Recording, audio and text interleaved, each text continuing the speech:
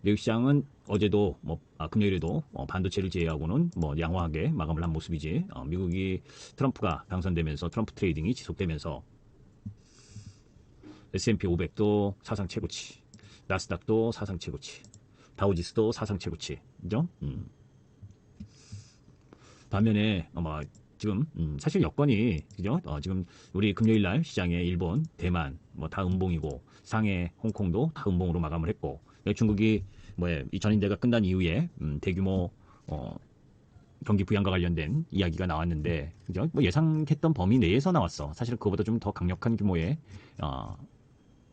경기 부양 이 이야기가 나와야 조금 기대할 수 있는 부분이 있는데 오히려 항상 그러니까 기대하고 기대치를 넘어서느냐 넘어서지 못하느냐 요게 이제 중요한데 조금 이따가 이야기하겠지만 약 2천조 가량 5년 동안 돈을 풀겠다. 그리고 지방 부채를 정부가 안겠다. 이런 이야기인데 시장에 저는 크게 반응할 부분은 아니다라고 보고 이미 예정돼 있었던 부분 정도니까 지금 시장에서는 미국 시장만 잘 나가고 있는 흐름을 보여주면서 미국 시장이 금요일에도 전체적으로 반도체 기술주 많이 올라왔었던 부분은 소폭 약세를 보이고 엔비디아 같은 경우에는 0.8% 정도 약세를 보였고 나머지 반도체 섹터 부분 AMD나 이런 쪽은 마이너스 1% 정도 보인 상황이고 오히려 이제 사실 트럼프가 당선되는데 1등 공신을 보인 게 이제 일론 머스크잖아, 그죠? 그렇기 때문에 테슬라가 또 8%. 이 부분은 테슬라, 일론 머스크의 미국 트럼프 정부의 입각 가능성 이게 이제 크게 작용을 한 거지. 그러면서 규제위원회나 효율성과 관련된 부분에 자리를 맞지 않겠느냐.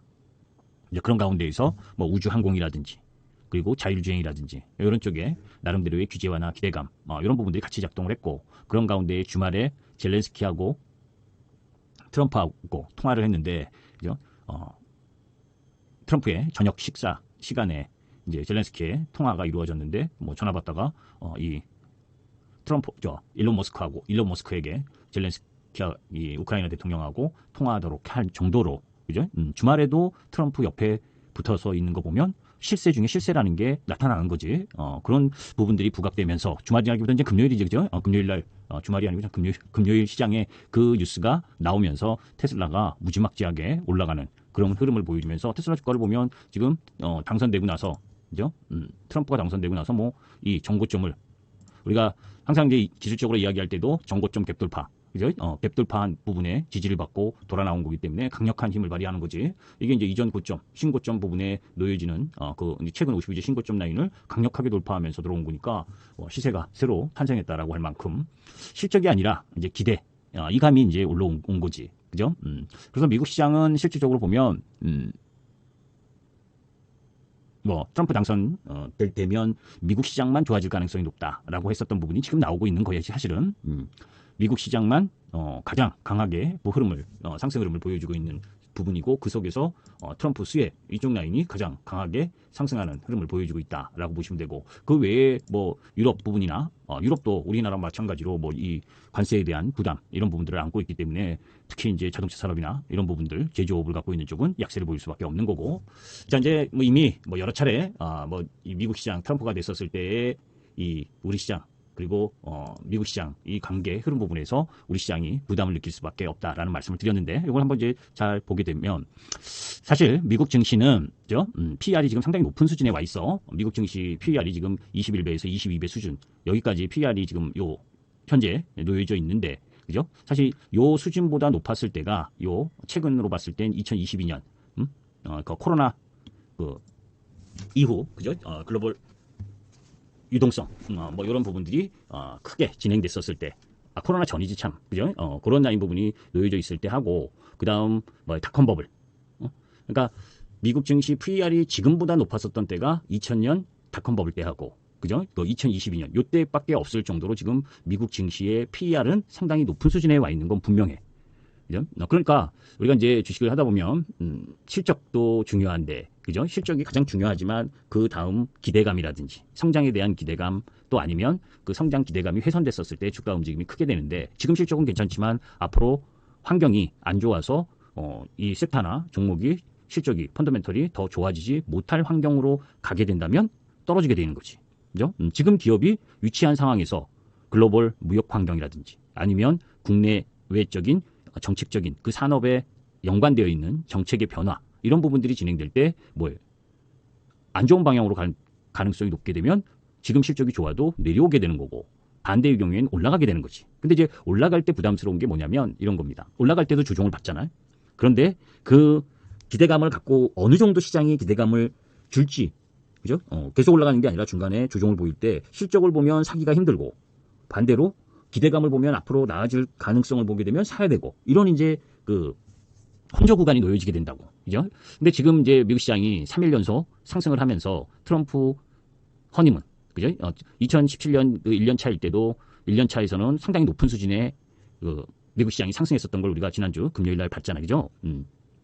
이제 2018년, 19년 미국하고 중국하고 관세 전쟁을 일으키면서 좀 시장이 글로벌 시장이 20%대 하락하고 결국은 다시 또 상승을 했지만 그죠? 그게 중요해. 우리 시장도 마찬가지고. 그러니까 중간에 하락 조정을 보이는 부분인데 지금 뭐 아직 뭐 지금 인수위 그리고 그 속에서 정권을 이양받고 그런 와중에 내년도 가서 이제 트럼프가 집권을 하면서 언제 본격적으로 관세 정책을 펼 거냐. 그것도 아직은 우리가 알 수가 없는 상황이잖아, 그제? 그렇기 때문에 언제든지 트럼프 피해 섹터라고 하는 부분도 반등할 수 있는 부분은 갖고 있는 거지. 그죠? 왜?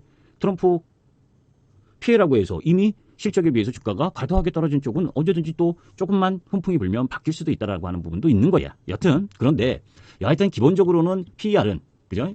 미국 증시가 비싼 위치까지 와 있는 건 분명해. 그죠? 실적이 있는 예를 들어서 실적이 있는 엔비디아는 저는 비싸다고 보지 않아 아직은. 그죠? 그런데 테슬라는 사실 실적으로 보면 비싼 위치에 온 거지. 그죠? 그런데 그 비싸다는 게 이후에 우리나라하고 틀리게 미국은 로비나 이런 부분들이 합법적이잖아요. 그죠? 뭐 이렇게 나름대로의 로비를 하면서 그 산업의 방향이나 그 산업이 좋은, 피해를 보거나 좋은 쪽으로 뭐 이런 것들을, 정책적으로 뭐 할 수 있게끔, 나름대로의 그런 부분들이 있는데 트럼프가, 또 이 트럼프나, 일론 머스크나 개성이 강한 사람들이고 그런 사람들이 또 잘 나가다가 또 언제 또 서로 등에 칼을 꽂을지도 모르는 거고, 그죠? 불협화음을 보일 수도 있다는 거지. 정책 부분에서 지금은 뭐 같은 편이니까 그거 하지만, 그러니까 그런 흐름들 속에서 사실 트럼프 테슬라가 지금 테슬라도 지금 뭐 중국에서 계속해서 이 판매 대수가 줄어드는 흐름, 뭐 유럽도 마찬가지고 그런 흐름들 속에 실적으로 보면 지금의 주가를 설명하기 쉽지 않는 부분까지 와 있는데 기대감은 언제까지 갈 것이냐? 그게 이제 가장 적나라하게 보여주는 게 트럼프 미디어지, 그죠? 여튼. 미국 시장이 그럼에도 불구하고 PER이 높지만 기업 이익에 대한 기대감, 그게 이제 감세 정책, 기업에 대한 감세 정책이나 규제 완화, 거기다가 트럼프가 자국 내 산업을 보호하기 위해서 나름대로 관세 정책을 쓴다고 그러고 뭐 하는 여러 가지 부분 때문에 내년에 대한 이 파란색이 미국의 이 영업이익 EPS 성장률이라고 할 수가 있는데 요거는 내년에도 계속 상승할 수 있는 흐름을 갖고 가기 때문에 이 EPS가 상승을 하게 되면 PER은 또 내려오게 되는 거거든. 그러니까 이런 부분들을 가미하면 미국 증시를 뭐 비싼 건 인정을 해야 되는데 뭡니까? 추세가 뭐 지금이 고점이다. 이렇게 얘기할 수 있을 정도의 흐름은 아직은 아닌 거고. 하여튼 미국 증시는 그래. 그죠? 반면에 이제 유럽 쪽, MSCI 유럽 쪽은 지금 영업이익이 내려오고 있는 상황이잖아. 그죠? 미국은 이런 위치라면 대한민국을 비롯한 아시아 주요 국가들은 어떠냐? 우리나라 증시는 한국 증시는 PER이 지금 여기 어디까지 8.7배, 8.7배 이 정도까지 내려와 있어. 8.5배에서 8.7배까지. 코스피 예상. 12개월 예상 PER 기준으로 보면 이게 보면 뭡니까? 지금 뭐 거의 뭐에 지금보다 더 낮은 경우라고 한다면 코로나 때하고 뭐 2008년 리만 브라더스 때하고 그죠? 닷컴 버블 때하고 뭐 이런 쪽 라인 정도란 말이야. 그죠? 여기가 닷컴 버블 때, 여기가 리만 브라더스 때, 그죠? 여기가 코로나 2020년 코로나 때, 그죠? 그 정도고 지금 거기보다 더 내려갈 일이 없는 상황이다. 하다못해 그죠? 뭐 2018년 요때를 지난번에도 비교해 드렸지만 그걸 감안하더라도 조금 정도 더 내려올 정도인데 아직 그 당시에는 미국의 트럼프가 될지를 몰랐었던 상태고 그죠? 그래서 트럼프가 2018년 5월에 미중 무역 관세를 본격적으로 진행하면서 이렇게 떨어졌었던 때 요거만큼 내려온다라고 보면 시장 지수는 조금 더 내려올 수도 있는 거지. 그죠? 자, 그런 가운데 우리 시장의 국내 기업의 이익의 하향 조정 속도가 이렇게 가파르게 진행되고 있잖아요. 2024년 들어서서. 그죠? 이게 이제 2분기에 고점을 찍고 4월 달부터 거의 내려오기 시작했다는 거예요.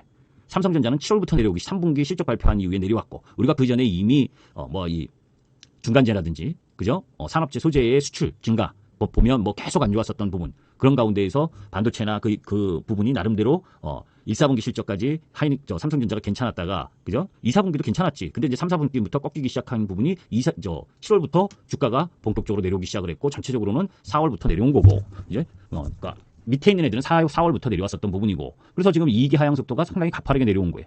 그럼 대만은 그죠? TSMC라는 AI 쪽 부분이 자리 잡고 있기 때문에 그래도 이 이익 하향 속도가 그렇게 가파르지 않은 모습이고 일본 역시 뭐 이익이 뭐 그렇게 크게 좋지도 않고 그냥 평평한 수준이다 보니까 우리 시장의 이익 하향 속도가 빠르게 하락하다 보니까 내려오고 있는 거라고.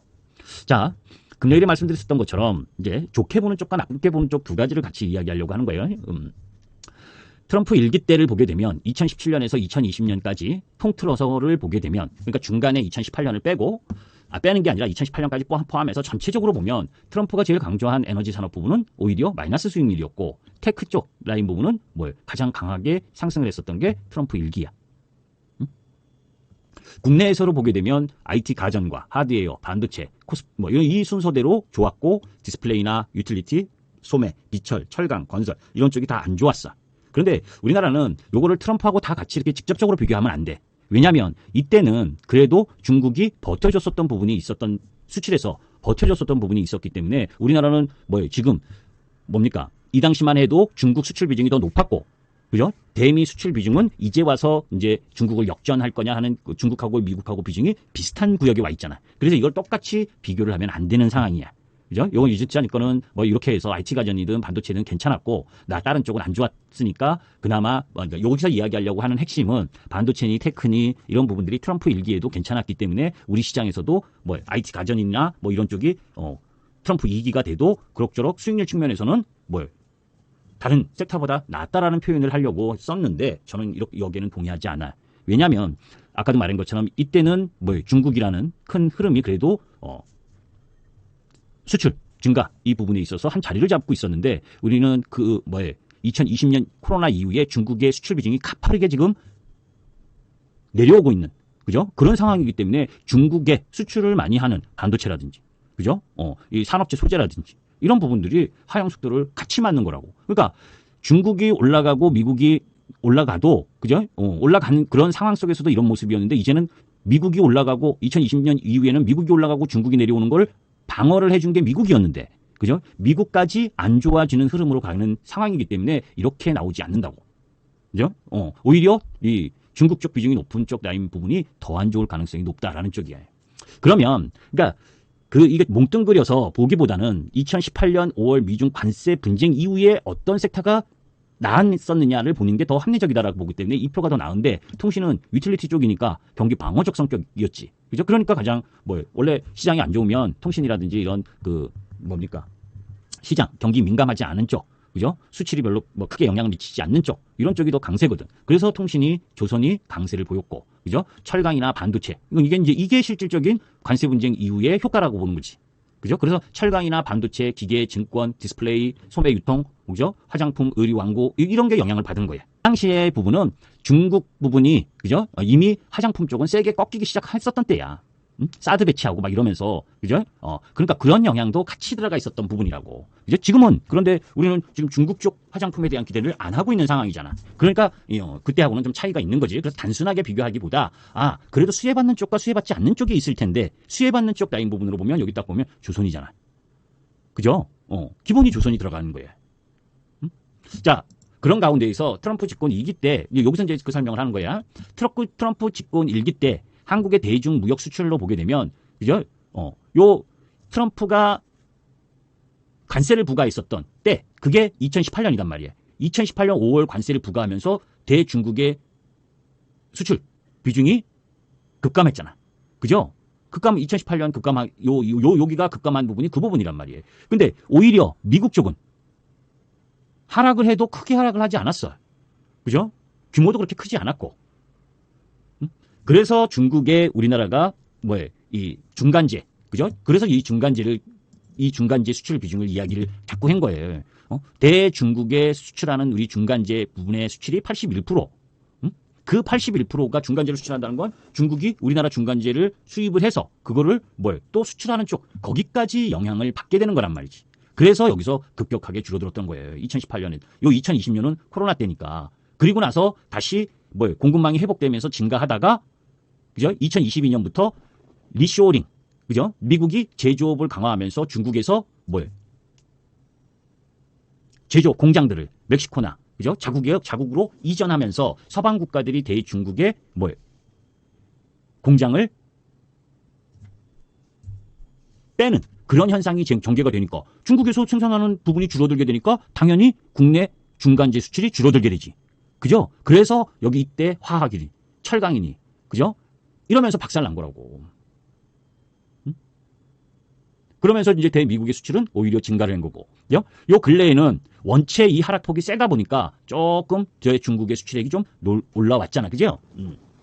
그러나 이 중국의 수출이 조금 올라오고 있어도 중국이 그래서 이제 중국의 경기 부양도 중요한 거지. 그죠? 중국이 경기 부양의 규모를 많이 갖고 가면 그래도 우리 수출이 조금씩 증가할 수 있는 부분. 이전만큼은 회복하지 못하더라도 자, 여기서 이제 중요한 부분은 한국의 대미국 수출. 그죠? 그 12개월 누적 대미 무역 수지를 보게 되면 이렇게 증가하고 있는 게 눈에 확 띄잖아요. 무역 흑자국이라는 거지. 8대 국 중에 포함되니까 미국에 수출하는 국가 중에 이걸 보면 되지. 그죠? 여기잖아. 한국에. 그지? 이 무역 수지가 급격하게 증가하고 반면에 한국의 대중 무역 수지는 뭡니까? 적자야.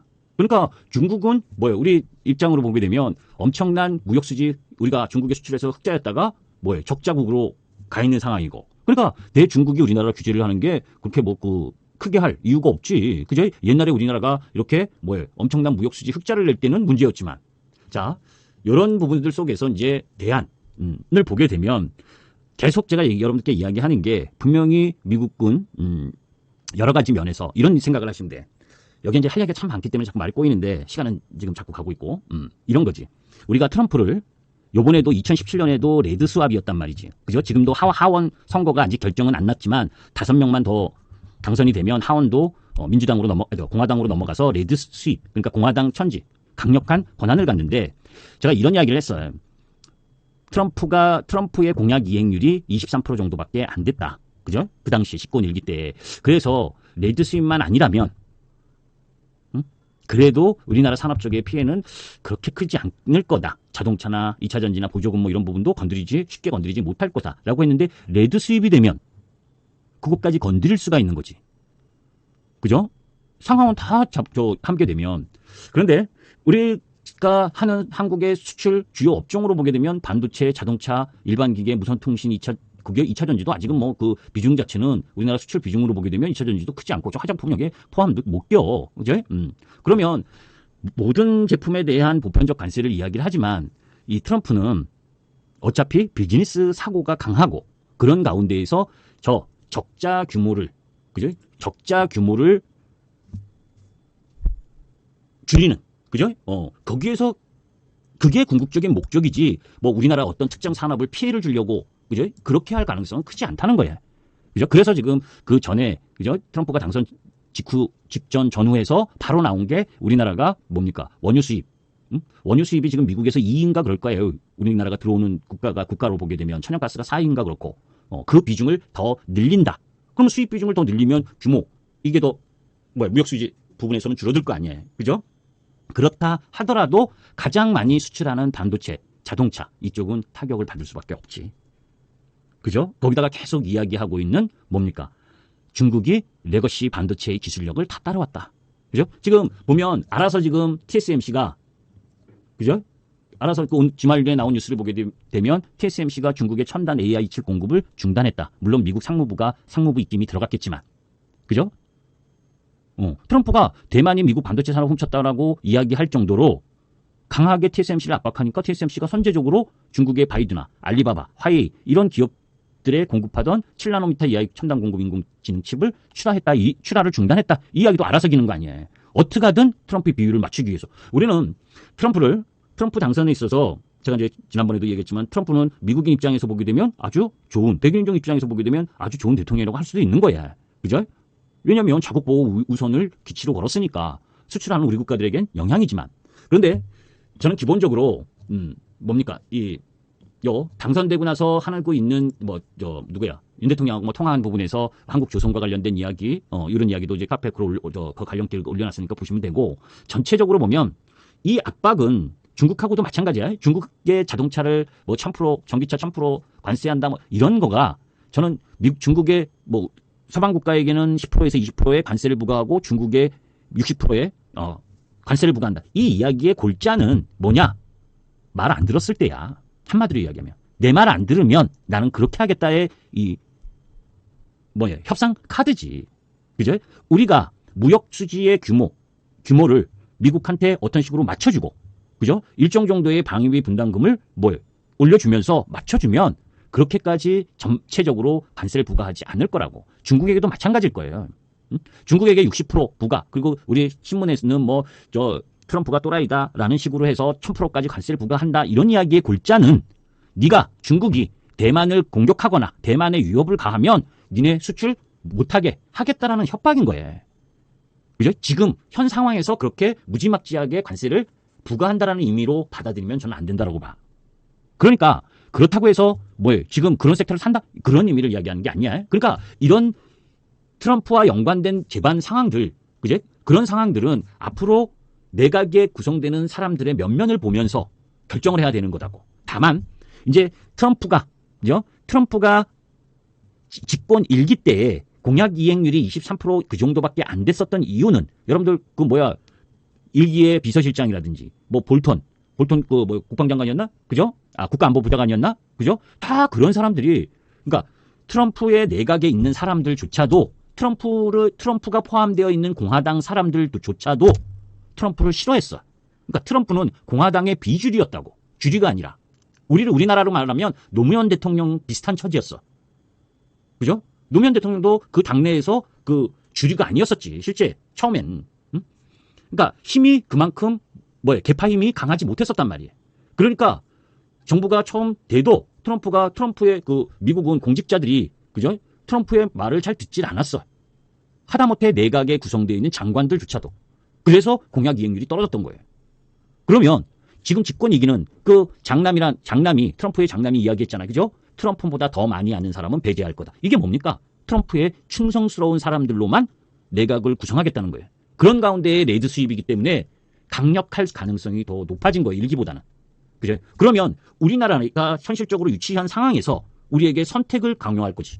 왜냐하면 우리는 동맹국이라고 하면서, 그죠? 이런 얘기까지 하면 너무 시간이 오래 걸리는데. 여튼 간단하게 이야기하면 미국 트럼프가 추구하는 쪽 거기에 맞추느냐. 트럼프가 얘기하는 게 이거잖아요. 그죠? 가장 기본이 안보 우리가 주둔해서 이렇게 해가지고 하는데 너도 방위비 분담금 대한민국 내야지. 더 많이 내야지. 그거를 강요하는 게 하고 맥이 같은 게 나토의 방위비 분담금을 높여라. 그죠? 미국은 GDP의 4% 정도를 방위비 분담금으로 쓰고 있는데 우리나라는 GDP의 한 2.5% 정도를 방위비 분담금으로 쓰고 있잖아. 그거를 높여라. 나토 1%도 2%도 안 되는 애들 높여라. 왜 미국만 이렇게 GDP 대비, 그 이전에도 한번 이야기했었던 건데, 그죠? K방산 이야기하면서 나토 회원국에 나토 가이드라인이 복귀되면 지금 2%인데 2%도 안 되는 나라들이 수두룩해. 도널드 트럼프는 미국처럼 4%까지 올려라. 왜? 동맹이니까. 같이 부담해. 이게 맞는 말이잖아요, 사실은. 그죠? 미국이 더 잘 사니까 조금 더 많이 내더라도 현저하게 낮은 부분은 아닌 거지. 자국의 안보하고 연관된 건데. 동맹으로 돼 있으니까 조금 못 사는 나라가 적게 내더라도. 그죠? 그러니까 이게 쭉 올라가야 정상이. 이런 말을 듣는다면, 그죠? 그 규제나 이런 부분이 약화가 될 거고, 관세라든지 이런 그런 걸 안 들게 되면 관세 부과를 하고, 이런 비즈니스적인 차원의 흐름이 더 강할 것이다라고 보는 거예요. 그건 이제 시간이 지나봐야 알겠죠.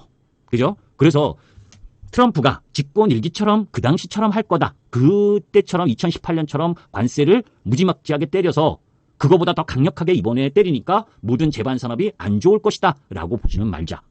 다만, 그죠? 그런 힘을 가질 수 있다는 건 분명하다. 그죠? 그런 부분이기 때문에 우리가 어떻게 대응하냐이지. 그죠? 한마디로 말하면 이런 걸 거라고. 만약에, 그죠? 중국이 대만을 공격하려는 야욕을 버리지 않고 계속한다면 미국은 중국한테 전쟁을 안 하겠다고 그랬으니까 트럼프는. 그래, 해라. 대신에 니네 물품 50%? 60%가 아니라 100%, 1000%까지 관세해서 니네를 배제시키겠다지. 그걸 동맹국들한테 강요할 거다고. 우리나라를 포함해서 나토 회원국들한테. 그때 그 보조에 발을 맞추지 못하면, 않으면 우리나라도 관세를 많이 맞을 수밖에 없는 상황이 되는 거고, 그 보조를 맞추면 그래서 국가별로 차별화가 이루어질 건데 어떤 정책을 써나갈 거냐, 그죠? 거기에서 어떤 정책을 써나갈 거냐 하는 부분들을 우리가 봐야 되는 거죠. 그죠? 지금 정부가 나는 미국도 중요하고 중국도 중요하다라는 식으로 간다면 미국한테, 그죠? 미국한테는 두드려 맞더라도 중국 관련 부분에 있어서는 또 수혜받을 수 있는 쪽이 있을 거 아니야. 그죠? 반대로 지금처럼, 그죠? 중국은 등한시하고 러시아는 등한시하고 미국 쪽으로 붙는다. 그러면 저는 피해는 덜 할 거라고 본다고. 왜? 방산도 그렇고 조선도 그렇고 실적에 비해서 강하게 올라왔고, 그죠? 반면에 실적으로 따질 수는 없지, 2차 전지는. 그죠? 금요일 날 조금 이따 제가 CSND 이야기를 금요일 날도 했지만 이야기를 해드릴 텐데, 그죠? 풍력이나 태양광 이쪽은 실적이 안 좋아. 2차 전지도 안 좋고. 그런데 성장에 대한 기대감까지 확 무너지니까 CSND는 실적이 괜찮게 나왔는데도 박살이 났어. 그죠? 이건 좀 과한 부분이 있는 거지. 그죠? 그러니까 그 정책이 현실화가 되느냐, 현실화가 되지 않느냐에 따라서 차이는 있는 거란 말이에요. 그죠? 그런 부분을 함께 고민해야 되기 때문에 이거는 단기간 내에 이쪽이 좋아서 이쪽을 계속 사야 됩니다. 수혜주 쪽을 계속 사야 됩니다. 피해주가 안 좋습니다. 그러니까 피해주는 지금도 계속 팔아야 됩니다. 이렇게 보는 부분은 저는 지금은 늦었다야. 그죠? 그러면서 앞으로 트럼프의 말 한마디 한마디에 따라서 변동을 가질 수 있는 매매 구간이지, 그죠? 추세를 갖고 가기에는 쉽지 않은 구간에 진입되어 있다라고 보는 상황이라고. 다만 거기서 뭡니까? 가장 그래도 수혜를 보는 쪽은 조선하고 방산일 수밖에 없는 거고. 그죠? 그러니까 지난주에 조선과 방산, 이게 당산되고 가장 세게 올랐던 부분이 그 부분이에요. 그 속에서 눌림목을 기다려야지. 그죠? 그리고 AI와 전력기기가 그 다음이고. 나머지 2차 전지나 태양광 풍력종 동에서 2차 전지는 여러분들 지금 방송하기 전에 LG 엔솔이, 그죠? LG 엔솔이 11월 8일 날, 그죠? 금요일 날 리비안에 67기가와트시 규모 5년간 공급하겠다. 그죠? 4695인가? 4695 원통형 배터리. 응? 포드의 지금 포드의 13조. 그리고 10월 8일 날 벤츠와 8조, 7월 르노와 4조, LFP 배터리고 이거는. 그리고 지금 방송하기 바로 전에 스페이스 X, 일론 머스크의 그 스페이스 X에, 그죠? LG 배터리가 또 탑재된대잖아. 이런 게 지금 이게 왜 이러겠어요, 지금? 포드나 벤츠나 이런 애들이. 지금 이탈하고 있는 거야. 중국 쪽에서. 그죠? 저는 2차 전지 쪽은 뭡니까? 적극적으로 사야 될 부분은 아니지만 LG엔솔이나 포스코피체, 그리고 테슬라가 가니까 테슬라의 강세에 LNF가 실제 가장 안 좋았잖아요. 이제 이런 쪽도 기회는 있다고 보는 거지. 왜? 그러니까 여러 가지 면에서 친환경에 대한 부담, 파리 기후 협약을 또 탈퇴할 거다. 그리고 전기차로 가는 데 있어서의 뭡니까? 그 몇 년도까지, 그죠? 얼마를 팔아야 되고 이런 부분에 대한 규제 부분은 완화가 분명히 될 거지만 그쪽으로 가는 방향까지 바꿀 수는 없다는 거지. 그죠? 다만 이제 이쪽을 매수하지 않는 거는 아직 본격적으로 상승하기에는 너무나 많이 넘어야 될 숙제 부분들을 안고 있기 때문에. 그죠? 그러니까 접근하기가 지금 쉽지 않는 거지. 트럼프의 정책적인 저는 그렇게 생각을 하고 있지만 아직은, 그죠? 그거에 대한 부분들이 명확해지는 부분이 아직 없잖아. 그래서 지금 위치에 LG엔솔이 저렇게 계속해서 수주를 하는 건, 그 수주한다는 건 결국 어느 양극재든 음극재든 들어가야 되고, 그 음극재도 포스코 피체만 지금 이 서방 국가에서 하고 있는 거 아니에요. 그죠? 그런 부분들도 중국의 관세부가 이런 부분들이 계속 진행이 되면 포스코 피체도 서방 국가에서 거의 유일하다시피 한데, 그죠? 그 매력이 또 붙게 되는 거고. 그러니까 그런 연관성을 보게 되면 지금 단기 반등할 만한 위치에 와 있는 건 분명한 거야. 자, 이렇게 얘기하면 끝도 세울도 없겠다, 그죠? 30분 빨리 하는 게 하나, 그게 빨리 끝날 그게 없겠네, 그죠?